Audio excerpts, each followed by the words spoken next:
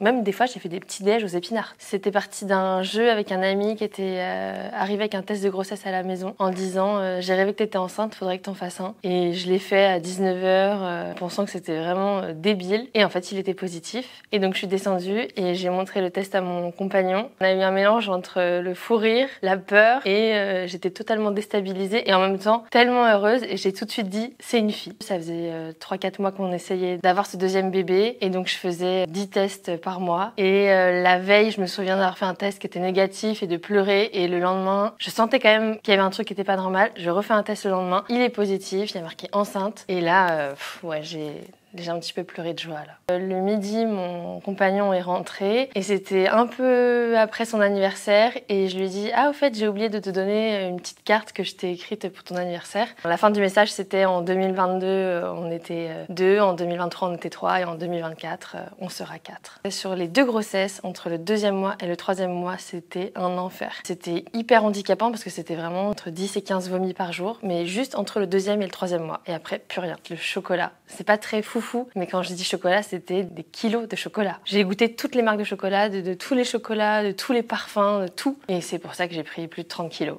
Voilà, je déconseille le chocolat.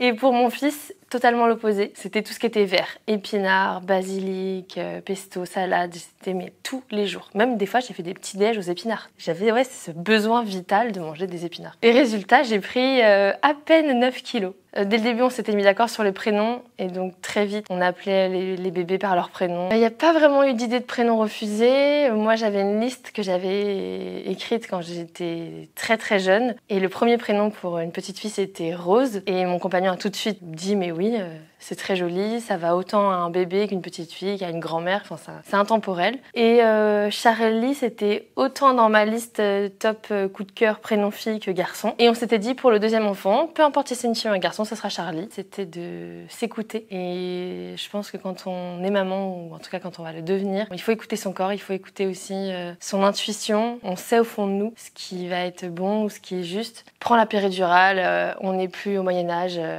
J'avais décidé de prendre la péridurale. En plus, c'était un déclenchement. J'étais arrivée à terme. J'en pouvais plus. C'était la canicule. J'avais gonflé. J'avais mangé 30 kilos de chocolat. Enfin, c'était horrible. Et c'était un très bel accouchement. Mais pour la deuxième grossesse, j'ai décidé de m'écouter et de tenter l'aventure et l'expérience d'accoucher en mode physio. Et en fait, c'était merveilleux de sentir les premiers coups dans le ventre et de voir bouger ce bébé dans le ventre et de me dire, mais en fait, il y a un être vivant qui est là, qui est là-dedans. Et c'est pour de vrai. Et c'est magique. Je trouve ça vraiment magique. Il y a une fois où j'ai pleuré, c'est vraiment quand mes jambes, je les sentais plus tellement j'avais mal, tellement je gonflais, j'avais énormément de rétention d'eau. Ah oui, moi j'aimerais bien avoir un troisième bébé. Peut-être pas pour tout de suite, j'ai d'autres projets à faire avant, mais oui, j'aimerais bien, oui.